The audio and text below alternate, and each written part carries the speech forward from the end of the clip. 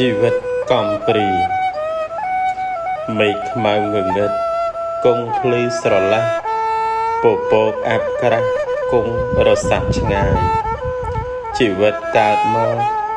ទុកសោកសប្បាយសុខទុក្ខក្បែរកាយ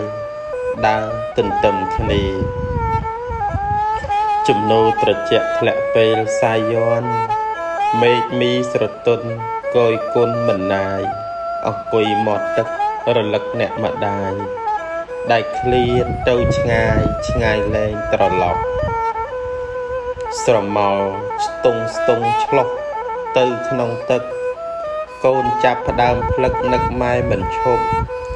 មេឃក៏ប្រែពណ៌ផ្លាស់ប្ដូរមិនឈប់